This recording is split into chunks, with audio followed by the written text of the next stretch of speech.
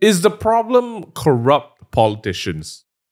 Or is there a bigger, darker problem in our country? Oh. So many questions. Again, leading up to general elections, there's so many answers we need to find out, but it's going to be hard. Today, we're going to break down some of the bigger perspectives on Malaysia, its elections, and everything else. Welcome back. It's the Table Talk Podcast.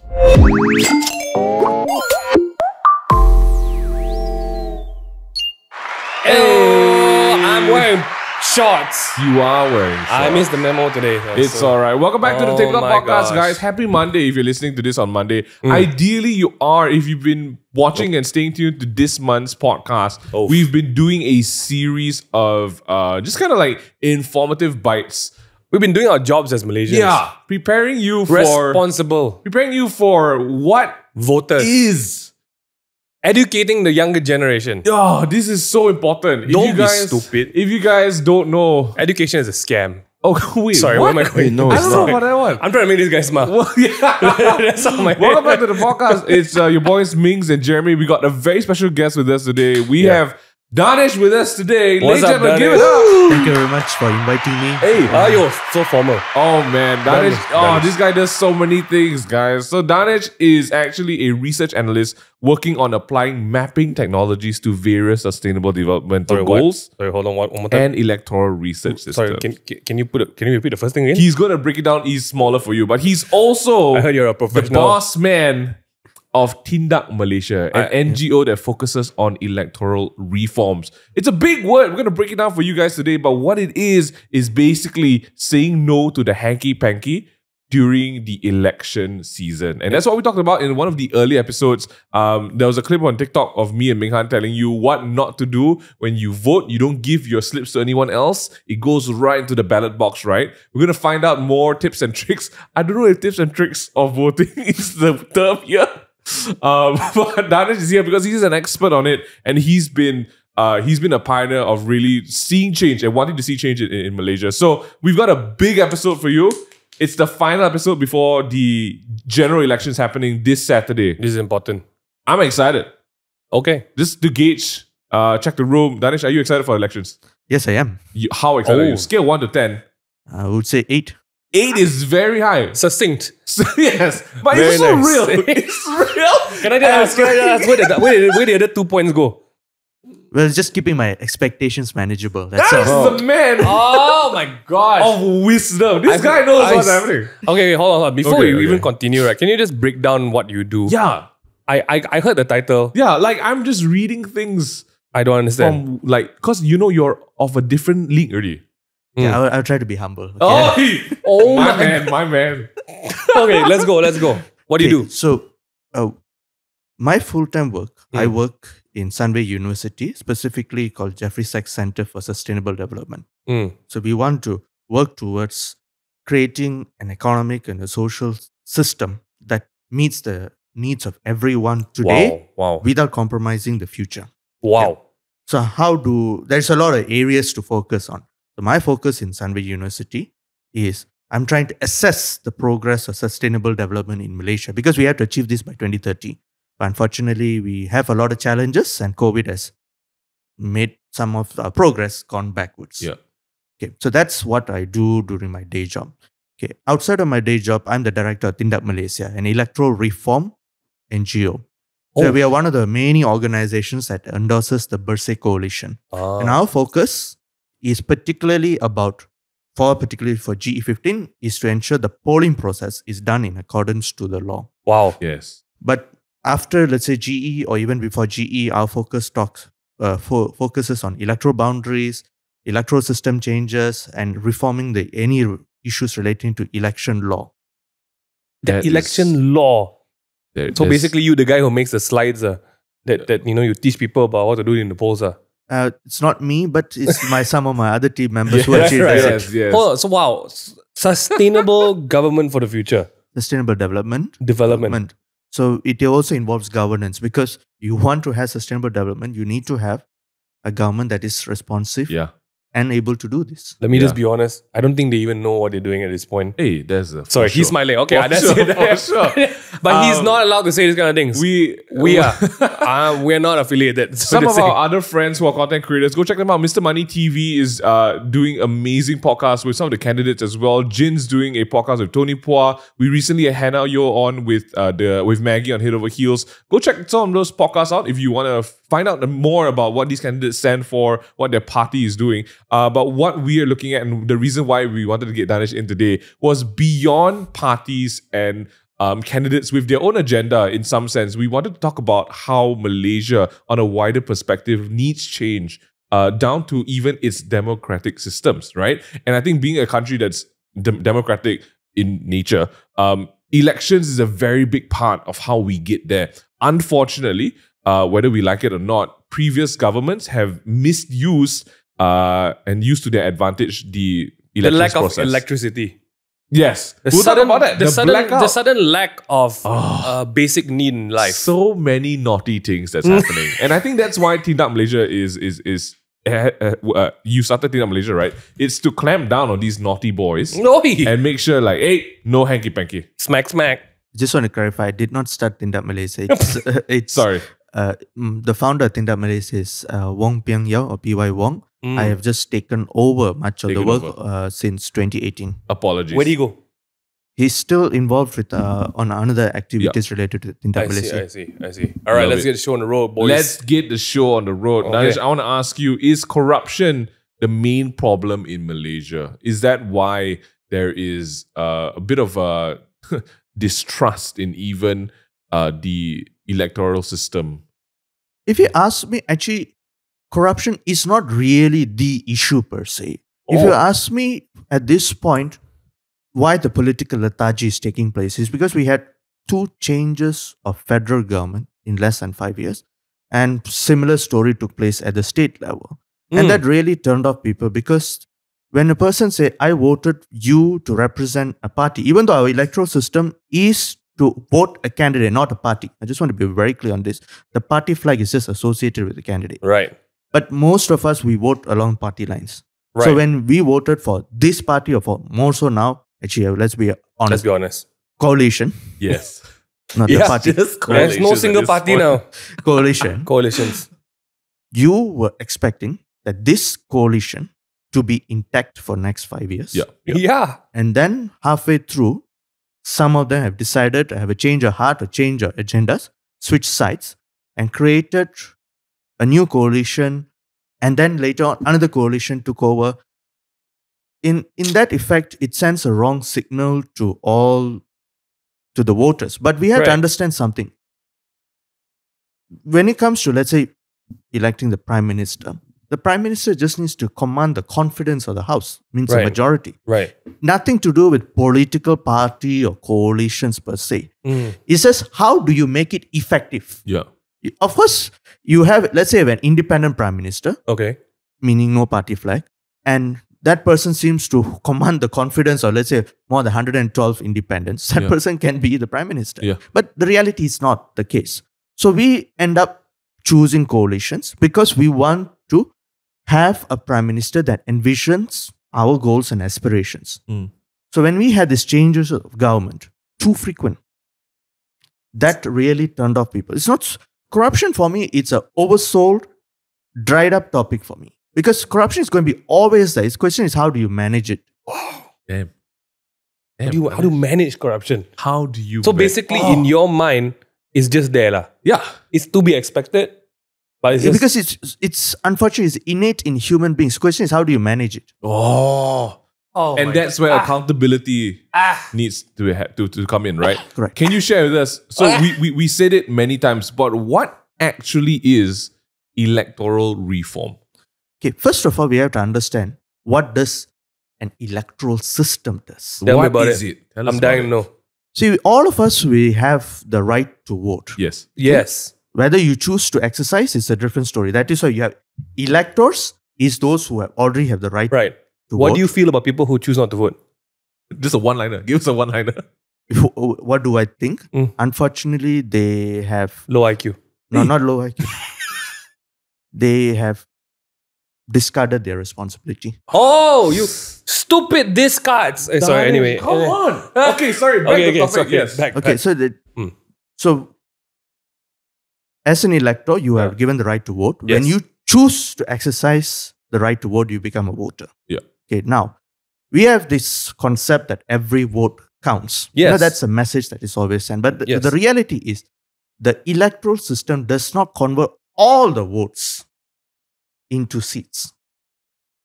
So the whole purpose of the electoral system is how do you get all these votes? And how does it translate to elected candidates or elected parties? Yeah. You know, depending on which electoral system you go with, Yeah. or combination of both. So in our context, we practice the most simplest form of electoral system called first past the post system, FPTP. Okay. In a given area, the candidate with the most valid votes Valid votes. Yep. wins the seat. Yep. Did I say 50%? No. So if there is a straight fight, mean two contests, Yeah. Then two candidates, it's is 50% plus Yeah. 1. Yeah. Okay, that's the point where the first past the post system mirrors another electoral system that is majoritarian, for example. Okay. Okay, how about we have 3 corners, 4 corners? Now we have 10 corners.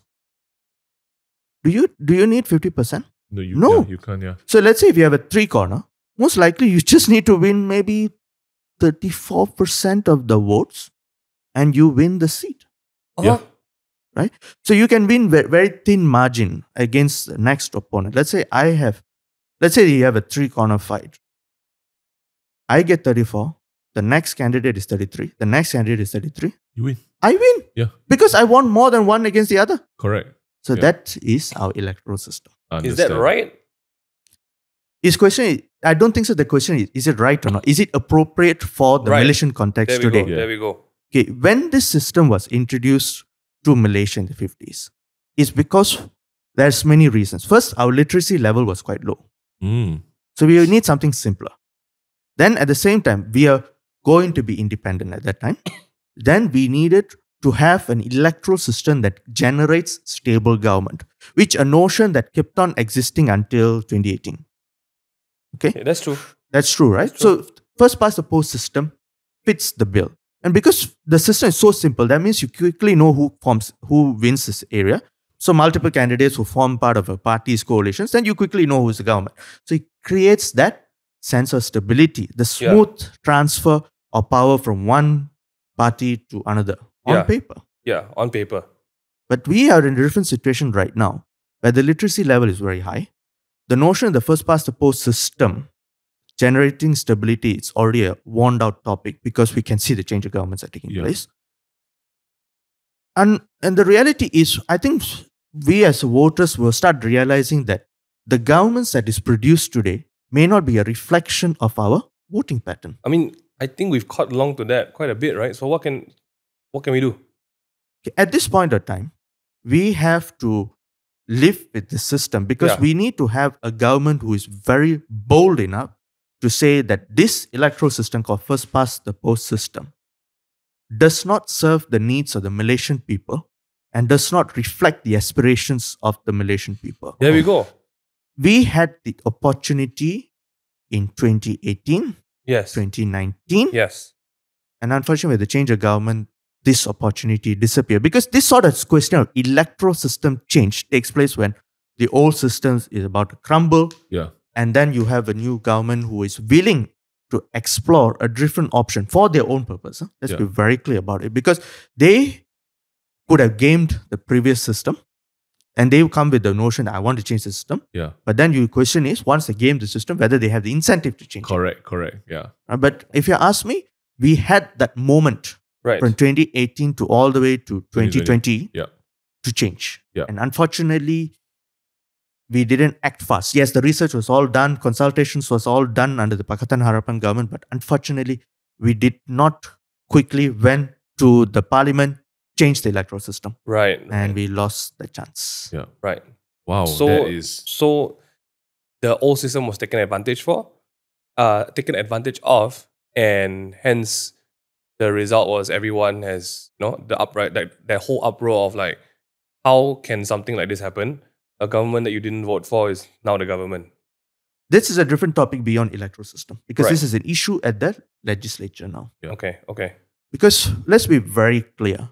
Once the candidate is elected, he or she is, on paper, should be representing the party's views, right? Right. But the political parties forms a coalition. And coalition is a transient, means temporal Yes. object. Correct. You know, political parties can be there for decades. Yeah. Of course, Barisan Nasional as a coalition, its longevity is an anomaly. Let's be very clear about Yeah. that, right? But you have other coalitions who form time to time. For example, Gagasan Sejahtera, Angkatan Perpaduan Ummah, Barisan Alternatif, Pakatan Rakyat, Pakatan Harapan. Mm. You look how long they have been there. Yeah.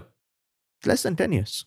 So coalition is a transient object. Mm-mm. So that means a political party is associating with the coalition with common values and most importantly, a common goal to achieve power. Yeah. So when they realize that this coalition is not able to achieve that goal, retention or achievement of power, They hop out lah. they hop out. Mm. Means they switch sides. So this is what we've seen in the Sheraton move for 2020.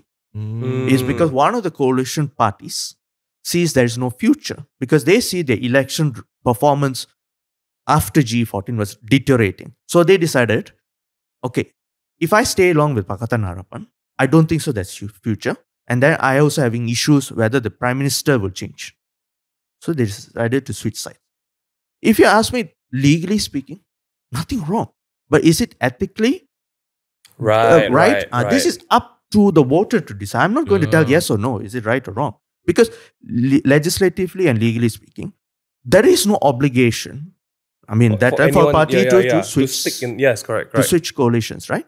And when they formed the new coalition, unfortunately, there was internal competition and lack of performance of some people.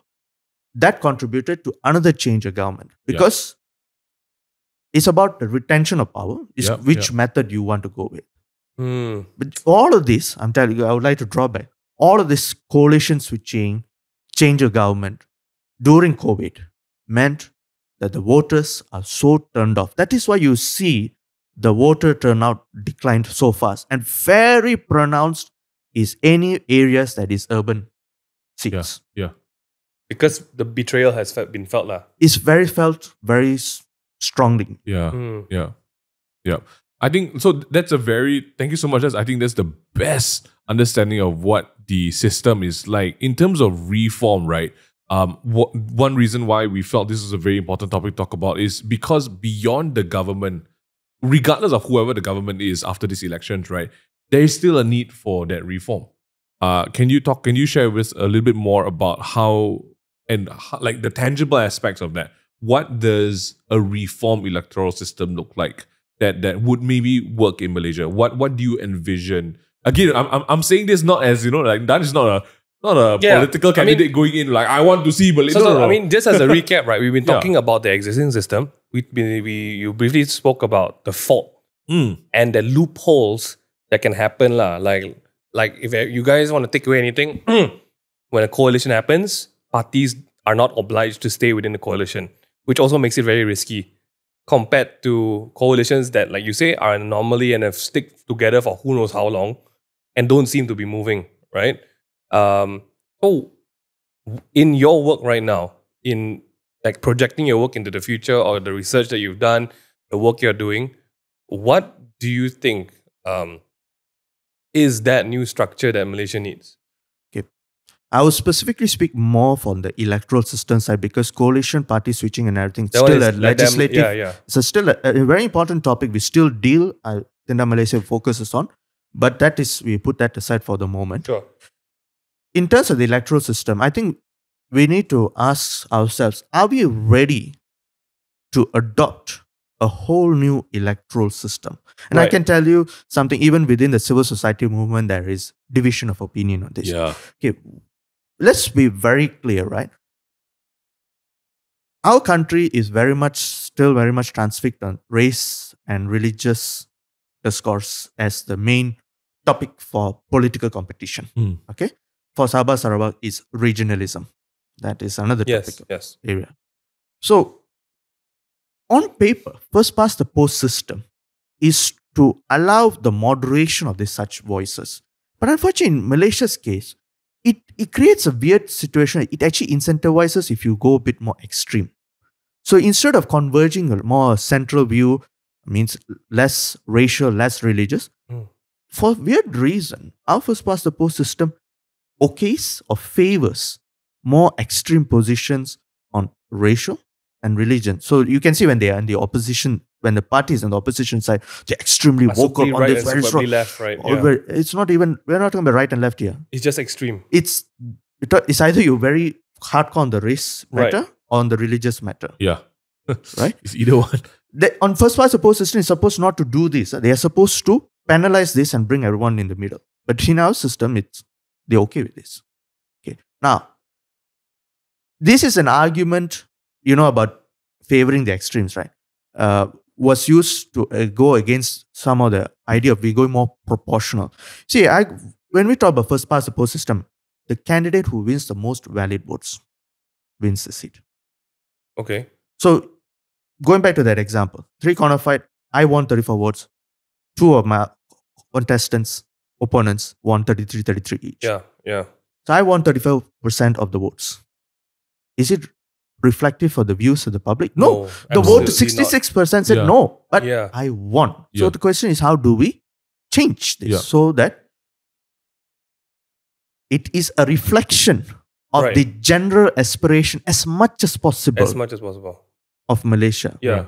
And how do you do that? And for Tindak Malaysia, we made it very clear. Our approach is to adopt an electoral system called mixed member proportional. MMP, not MMA. So what do I mean by this? Right? This is an aspiration. Okay. This is an electoral system that's applied in Germany and New Zealand and at the municipal level in South Africa. Okay. We understand in Malaysia that we very much want the personal accountability, the personal connection with the candidate. And this is what first past the post system does it very well. Yeah. Because we know who is the candidate, the elected representative, and we can relate. But at the same time, we know that this system does not reflect the aspirations of the public. So that's where the proportional part has to come into play. Yeah. So we have a section of the votes that is distributed along the votes of the parties are distributed to various seats based on the proportion of votes. So if, let's say, let's keep it very simple. For the proportional part, you have 100 seats. Yeah. So the proportional part will try to find a way to have the seats of each party allocated by the percentages of all the parties. So if let's say Barisan wins 30% of the votes nationally, it should get around 31 seats of the parliament. Right. Proportionally. But with the mixed member proportional is whoever wins in the first past the post system, we are still retaining it. Past the post. First past the post system is still there. You hold that seat. Sorry, I didn't need to double down on the word again. Past the post? First past the post. First past the post. So the post is basically like the bare minimum that you need to win. It's related to the horse race. Right. Correct. So first, past the finish line. Yep. There we go. I've been hearing past the post the whole time. I had to... The post. Yeah, past the post. Okay. Past the post. That's my new business. Sorry. So this, we will retain first past the post system as it is. Yes. But of course, the number of seats allocated for this should be reduced. Means right now we have 222 first past the post seats. We'll reduce it. Let's say we can cut it down to 100 or 111, right? Or make even half or something like that. And then the remaining seats are to be filled based on the proportionality. Wow. But what happens if... So when you say, well, when it comes to proportions, like what is... Then proportional votes. Okay. Yeah. So now using that system, we go back to the 34, 33, 33 system. That result. What would that look like? How would that look like now? Okay. Within, let's say we take the example of seat of Sungai Buloh. Okay. My boy KG out there? No, just kidding. No. We try to get him on the show. So Sungai Buloh seat, you have, that's a geographical seat. Yeah. Whoever wins the most valid votes will have the seat. Yeah. Okay. So proportionally, how do you define validity? Now the ballot, instead of just showing the candidate, you're going to have two parts. One, you choose the candidate. Yeah. And then the other option, choose the party. Damn. Oh. Wow, these are concepts that we've never even thought would be possible here because the whole time. I'm just gonna say it, right? Like the more Danesh, the more you tell me about this, right? It just makes me realize, right? The games online that we play have more updates than our political system. Oh, Really? sure. Okay. Yeah, like the games we play online, right? To maintain balance, like you said. Oh my To lord. maintain balance, the game developers release updates literally every other month. Because if you don't balance the system, there will be an imbalance of power. The game will be broken. Okay. But guess what our country has been doing for the last half a second? Be broken. And it's just Anyway, let's crazy. continue. So proportionally, so you would choose party the and candidate and party. So does it mean now you only has to be so transfixed on choosing a party? You also No. can choose the candidate. No. Maybe, for example, like Sungai Buloh. Okay. Let's give an example. So in the ballot, you see, for example, the candidate for UMNO, Mm. Khairi. Then you have the PKR, Ramanan, and others, right? Candidate. Candidates. Okay. Right? Or you still probably still see the name of the party, right? But at the same time, you have the other option. Choose UMNO, Ah. choose PKR, choose Pejuang, for example. Okay. Yeah, yeah. So you can say, okay, I think for my area, as an elected representative, as an individual, the best person is Khairi, for example. Yeah. But in terms of Party. our party, Yeah. I am not agreement with the No. UMNO. Yeah. I choose PKR. Will that have a significant effect on the outcome, you feel? I think it will. It does. Yeah. Because So now, Hmm. now it is opening up a possibility for you to choose the candidates that best represents your views in the given and area the party. and the party. So, but what would that look like? So, for example, in again using this scenario in particular, right? Let's say Khairi wins the votes for Sungai Buloh, right? But then in terms of the party, it's someone else. It's PKR. It's someone else. So what happens in your parliament? You have a set number of parliamentarians who represents the geographical areas like Sungai Buloh, Damansara, Shah Alam, and all that areas, creating that personal accountability. Yeah. So, for example, Khairi is to be elected as for Sungai Buloh, Sungai Buloh, yeah. who happens to be also beyond UMNO. Yeah. Okay. At the same time, you have another class of seats that does not represent a geographical area, represents the country. Yes. Or even sometimes they want to do, like Germany is very complex. They want to do it by state. Hmm. The Germany's MMP system is extremely complicated. Even I find it very difficult to comprehend. Okay. So the whole idea of MMP is you still retain the first past the post system, but it's the proportionality part will try to compensate. So the excess effect, like, one candidate won 34% of the votes. So that's one vote more, then he wins. That is why it is actually possible in our country that you just need 33% of the votes to form a government. Yeah. All the others, forget about it.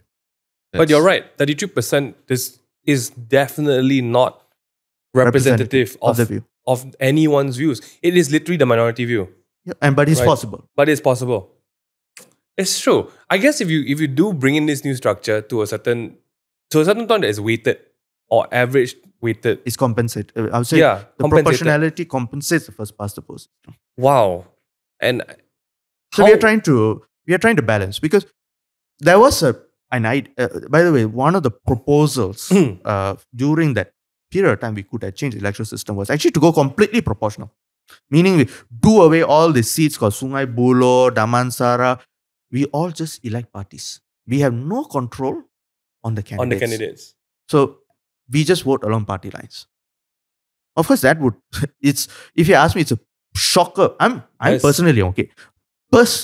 For the country, it's like suddenly I do not know who is my elected representative. Yeah, I know it's this party, there. But if there is an issue, who is? Yeah. But let's be honest, right? That's how the younger voters vote nowadays. They don't look at the person.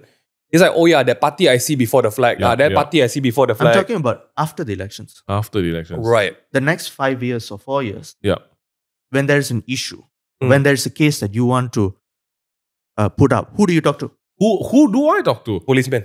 I only know the party flag, and yes, a party flag, right? Yeah. So this is why MMP for me takes the best of both worlds and minimizes the worst of both.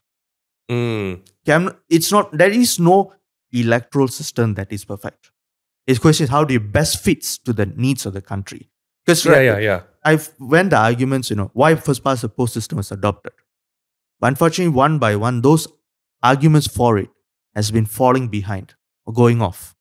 Because some of the arguments that is used against proportionality, for example, instability, rewarding extreme views, surprisingly speaking, taking place in our country that is adopting first past the post system. So we are getting the bad nature of first past the post system without any form of rewards. Oh man. It would be very interesting to have a voting system based directly on this party. Because if you think about it, it's true. Like, so what if your candidate is like this? They still move in accordance to what the party dictates to move, right? Wow, will that? How hard would that be to implement? For example, I would be upfront. It is going to be more complex, right? Because you have to do the mathematics and all that sort of stuff, which I'm not going to bore down the details right now, right? Because when you have proportionality, you have to figure how do you allocate the seats based on proportional votes, and there's few formulas to do so. Okay, and then the question is, do you proportionally allocate seats based on the national votes, right, or by the states? So for example, like Germany, they go by state, and that creates more complications. But they probably program the whole thing so they get this done. But in Germany, I would be upfront with MMP. There will be a period of time that you don't know who is the clear government. I'll be upfront about this for months. Right. But they're used to it. Let's be very clear. First past the post system in Malaysia, always we know who is the clear winner. Whoever wins, we know who forms the government immediately. Yeah. I think that notion will disappear in GE15. Very quickly. Okay. So then that's where we really need to ask the first past the post system that we have been growing up with all these years has reached potentially what I call the expiry date. And it's whether we want to retain it or move on. Right. I do think we're ready to move on. Because just as a layman, just as the general public, right? For what we see after the elections or what we see along the year, it is less and less candidate thing. It is less and less of knowing who is running your district or your daerah or whatever, right? But it is more and more of the public sentiment of like, wow, this party really has been doing this. This whole party and all this gang, this circle has been doing that. And then even people and tabloids now, they don't go straight for the candidate first. They just whack the party directly, right? Yes. Like for example, Muda. Muda has been continuously whacked and then they associate the candidate to it. But the minute anyone is housed under Muda, there is a certain there's a certain expectation like that. Or if you go for Harapan, the coalition, for example, there's a question about the coalition and stuff about like laws about it. But I do, after you explain it this way, I do think that it is a new era. It's a new generation of people. It's basically people who have born without, the generations born now who are going to vote are in a totally different place in life, in the world, I do think we should step up and update how rulers are chosen. In that sense. In that sense. And I think this is something that I feel it does seem like we're a bit far from it. Yes. It does seem like, oh, can this happen? Will this happen now? But aren't we just focusing on G15? I feel that the reason why we wanted to have this conversation today is because this needs to be in the minds of the generation that's voting now to see a change happening in the next 10 years, right? It's not going to be an overnight thing, like you mentioned, right? But it's something that needs to happen because I feel one thing about being a multicultural country, right, with different races, the system of looking at just who gets the 1% more than the other might not be indicative of what the general public actually wants. And I think that's a very good point that you brought up. Jeremy, do you have any questions for Danesh? So just now, I think one thing we always see is like parties, right? Like party hopping, and we hear the word a lot, and we like, oh, and they recently enact the party hopping law. And you said earlier, it's the parties that form the coalition, and it's not just, we're not electing for the party, we essentially, when we vote for the candidate, it becomes we're voting for the coalition, right? So do you think that there should be some sort of like coalition law like in place to prevent? The answer is no. I will be very upfront. When we talk about party hopping in our country, we need to understand the main form of party hopping. And I think, unfortunately, political parties, civil society activists, academics, and all of them seems to miss this point when they argue for a solution. Because we go beyond electoral system. Let's talk about once you get elected, you masuk the Dewan Undangan Negeri, Dewan Rakyat. Okay, because right now we don't have Senate elections. So let's say we focus on Dewan Rakyat. So you come in, you look on the parliament, you see the picture, the name, and coalition party. When you are carrying out your duties, you're expected to vote along the party line. The party says, we vote in this way, follow. Okay. But at the same time, you also, as a person, as an elected representative, have aspirations. So you see, is this political party fulfilling my aspirations? Or that's one way. Or able to make me retain power, or able to make me progress. So what happens is, if that aspirations are not matched. So this is where there are push and pull factors for you to switch sides, hence hopping. So pull factors, for example, inability for this party to achieve power. So I better go switch sides so that's attractive. I'm not able to progress career-wise in my political party, in this party. I switch that side, I could go up one level up. So these are some of the pull factors. Push factors, coercion, intimidation. Let's say MACC filed a report against you, and they say, and the political parties would say, if you don't want that case to go progress and end up you in jail, you switch side. Right? That's coercion and intimidation. That's the push. So when we talk about reform, addressing the hopping issue, I wouldn't say I would use the word combating. I would still use the word managing. How do you manage? Because sometimes people genuinely switch parties not because of their career progression, not because of the push factor or the other incentives. It's because they are so not in agreement with the party where it is heading to, that I myself cannot do this, or what the party is doing this is in colliding with the will of the voters. So I have to make that decision that I'm out. So this is why we have different forms of reasons of hopping. And there's so many types of form of hopping. And one of them, let's say, the primary form of hopping is voluntary, willful jumping of party-flagged individuals to either to another party or independent. Not party switching coalition. Yeah. Not you getting expelled. Not automatically ceasing membership. Yeah. This is the primary form of hopping. So when we talk about a solution, and that's whatever the flaws, I will be afraid. The anti-party hopping law we have, whatever the flaws, befits the primary form. Because we need to tackle 95% or 90% of hopping. The debate is, how do you handle the remaining 5 to 10%? The 5 to 10% is like, for example, party switching coalition, getting sacked, party getting deregistered, coalition collapsed. If you ask me, when you try to use anti-party hopping law to tackle expulsion, to tackle party switching coalition, you're not solving the problem. You're adding more and more problem. So for example, let's say you have an anti-party hopping law tackles party switching coalition. Yeah. I tell you, in February 2020, during the start of the COVID, we will have GE. Is that what we want? No. Okay. So, and of course, others would advocate for different solutions. And this is where we have to understand that what are we trying to tackle, and what is the best solution that befits. And for me, the anti-party hopping law, irrespective of the flaws, tackled the primary form of hopping. Yes, unfortunately speaking, they put another clause, which I find it very disturbing, and I was against this idea. Any members who suddenly had their membership ceased will lose their membership in Dewan Rakyat. So, what it means is, if I disagree with the party on this direction, yes, if the party sacks me, I can still be in the Dewan Rakyat.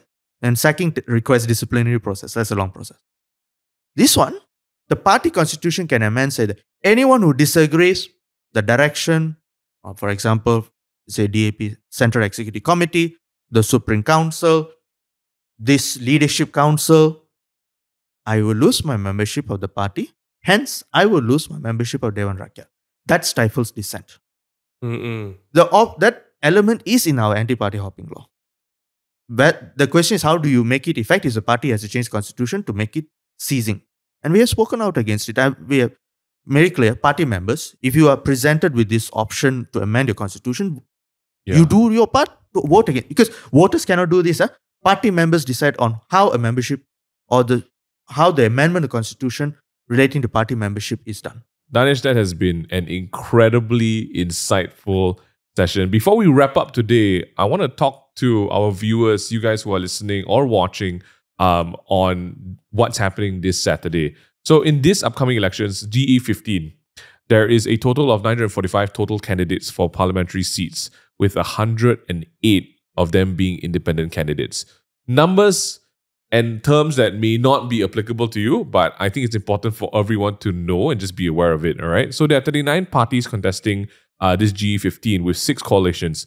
Barisan Nasional, Perikatan Nasional, Gabungan Parti Sarawak, Gabungan Rakyat Sarawak, Pakatan Harapan, and Gerakan Tanah Air. Again, if you would like to know more about this, please just jump on Google and type in any of these to find out more, right? So all of them obviously have a manifesto, a declaration of what their intention is, what their motives are, what the direction of how they would rule as a governing party, all right? So please read the manifestos to see if it's aligned with your view of what Malaysia is or should be. I think this is very important because if you want to know which candidate to vote, this is the basic steps, all right? So voting for a candidate attached to a party is voting for that party. Unfortunately, this is the current system, right? So it's voting also for the coalition. Is that true, Danesh? In effect, yes, because while you see it's like you're actually in a way voting for a candidate and or party and or a coalition. It depends on how you see it. Correct. It's a trickle upwards effect, right? Because for example, if you vote for a particular candidate and then they win, the party wins, the coalition wins, the coalition or party could decide to remove that candidate, but they would still retain power of that seat. So that's another way of thinking about it as well. Even something that I had to rethink about on a recent tweet, right? Voters in Perlis, Perak, and Pahang will also be electing members of their state legislative assemblies, right? So the other 10 states will not be holding their state election this Saturday, as Sabah held its state election in 2020. Very, very, very easy to remember because there was the infamous second boom of COVID. Yeah, I don't want to go into that because I will lose my shit. Followed by Malacca and Sarawak in 2021. So this has already happened, as well as Johor, which had its elections earlier this year in March, all right? So the 6 remaining states, Selangor, Penang, Negeri Sembilan, Kelantan, Terengganu, and Kedah, has yet to dissolve their state assembly. So apologies if we got the previous episode mixed up on that one. Research is so important. It may seem like it's heavy. It may seem like it's additional homework for you to do, but I promise you, nothing is more important than being a part of shaping your future in this country.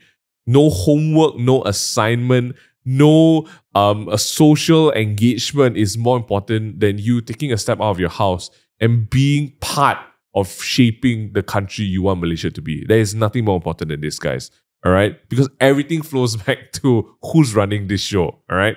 So research, please research on who you plan to vote. Again, jump online, read their manifesto, right? Websites like MyMP is a beautifully curated website. Again, it's not sponsored, but it should be, of how you can find out scores of members of parliament in their availability, loyalty, work ethic, and win rate. It helps you to know these politicians, what they've been up to, the things that they stand for, what they want to work on next, right? So it's very important. And again, the latest steps to vote given by the Election Commission. Step 1, enter the venue. This is very important. This is happening on Saturday, so pay attention. Step 1, enter the venue once given permission by the police or the attendant in charge, who will be guarding the entrance of the venue. It's a line, right? They won't ask you, you can't just walk in. Someone will tell you next. Or, sir, ma'am, line, please masuk. All right. Step 2, present your IC. my card, passport, whatever. Ideally, if you're Malaysian, please bring your IC. It's only IC. Not the photocopy, your original identification card. And why would you bring your passport around? I don't understand this. I don't know, some countries you have to also bring. But just bring your IC, okay? I see. To the first clerk there, the Karani, she will ask you, he will ask you, they will ask you for your IC. Show both of your hands to be inspected. This is very important because the last time what we did was have indelible ink on our finger to mark that we have voted. Is it going to be a thing again this year? Okay, cool. Danesh says yes. So please present your hands. Don't be offended if they ask to look at your hands. It's not a kink. It's just to see if you have already voted that day. Okay? Make sure you don't have any blue tattoos on your hand, or any tattoos of any sort. Please just show them, right? Make sure it's inspected. Step 3, your clerk or the person in charge will pass your documents to the next person for validation. Make sure your IC number and name that is mentioned is correct. Oh my God. If you cannot even get your IC number and name correct, go to the longkang and sleep there. That's all I'm saying. All right?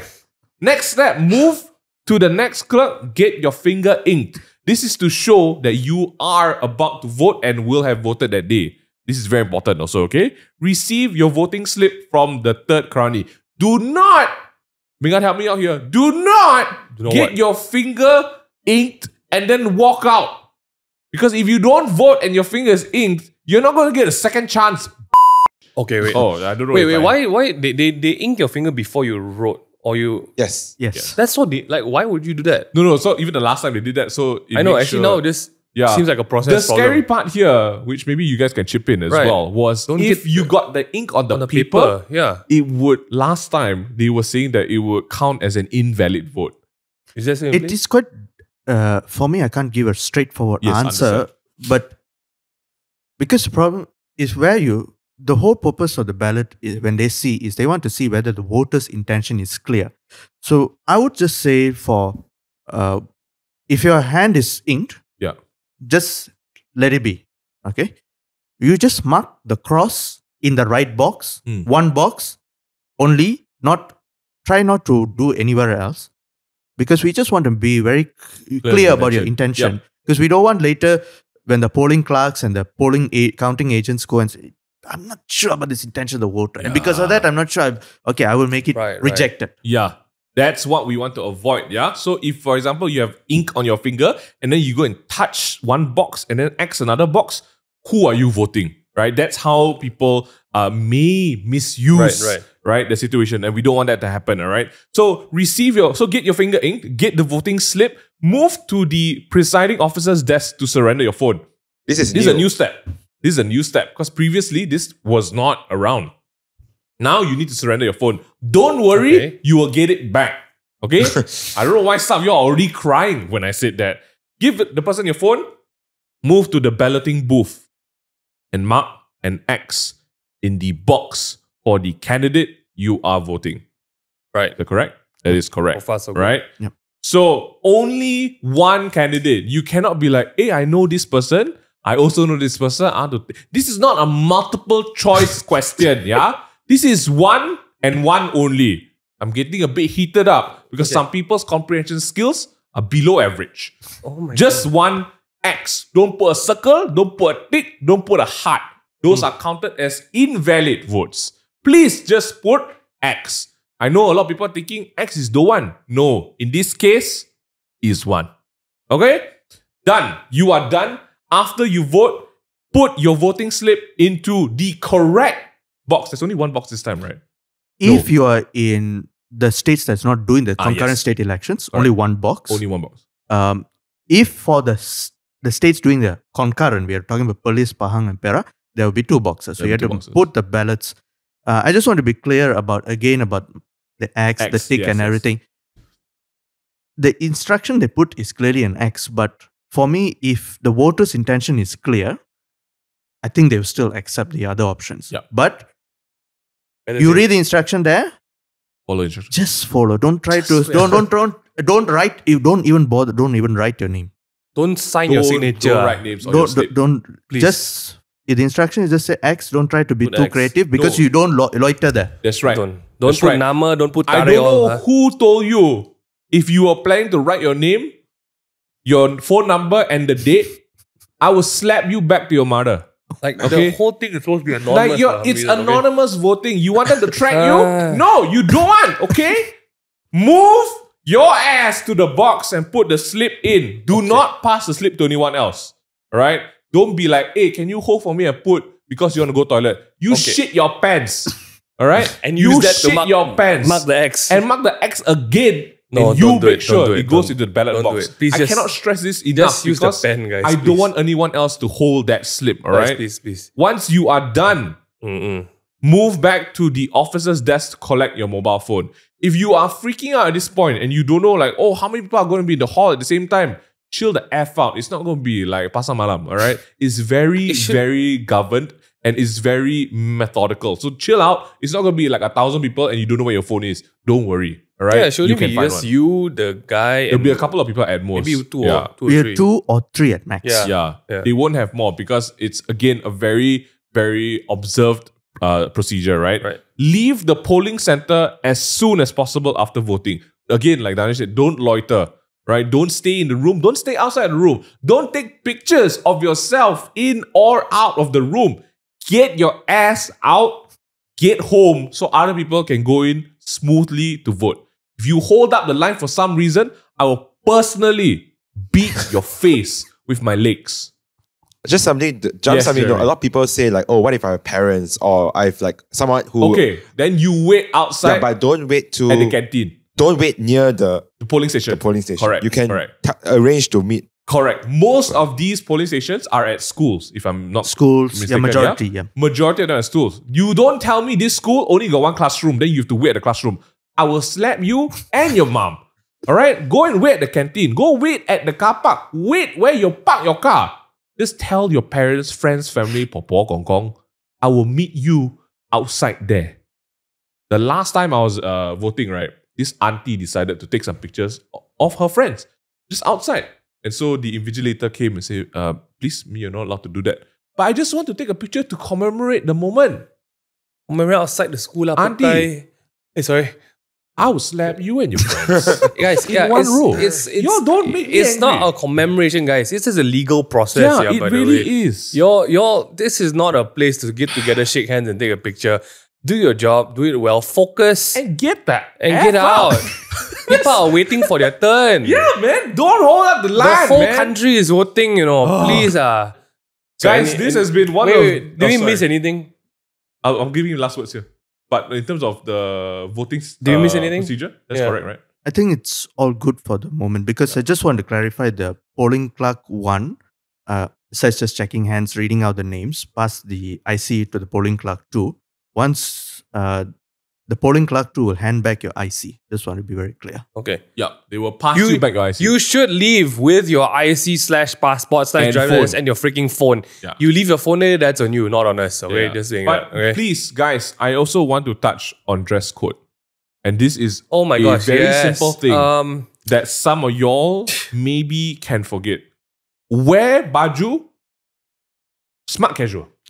Okay, I just want to clarify there is no dress code. There is no, but the last time, People got turned around Yeah, the way people where got- So this is a problem. That one you have to tell the authorities this is not in accordance to the law. So you Okay. can wear whatever lah. but to It be just safe. just wear decently. It's Just fine. Just Okay, wear there we go. decently. That's the highlight. But from Wear me that to decently. you, to be safe, I've been there, done that, so you don't have to. Please just cover the F up. You want to show your backside? Not today. You want to show your nips? Not today. Just go t-shirt.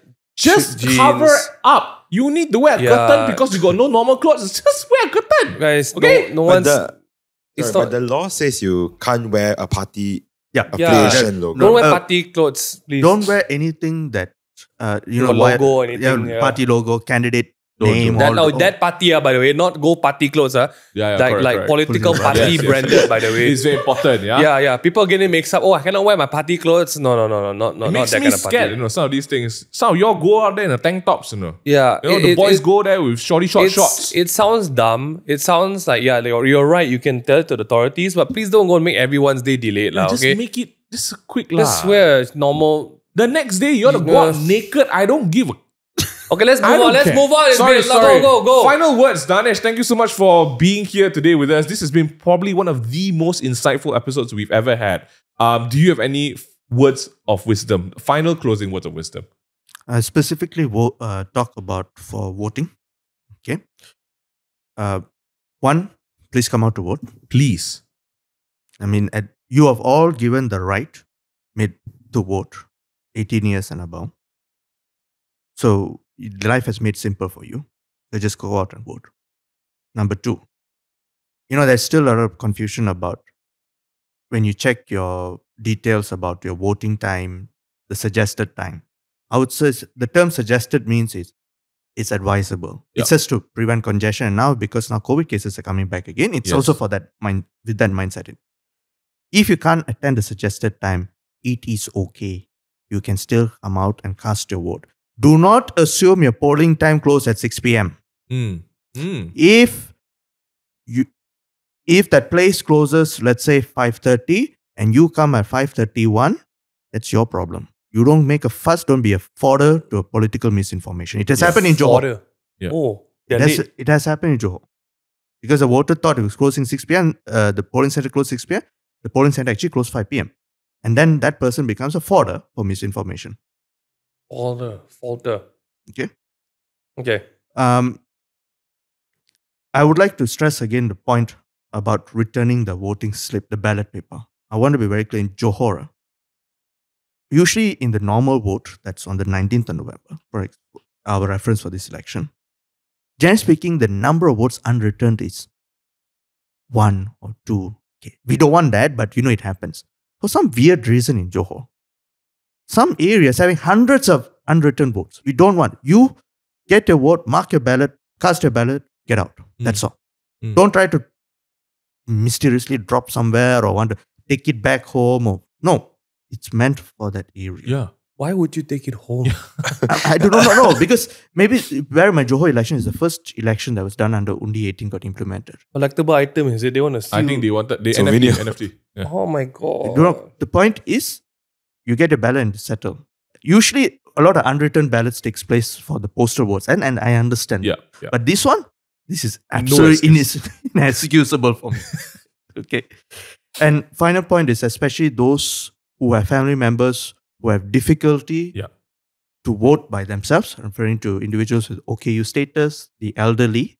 Yeah. Please be the assisted, the trusted person, orang yang dipercayai, because you have the right to help that person. Yes. Because the law actually allows anyone, I repeat, anyone of Malaysians 18 years and above now to be the orang yang dipercayai.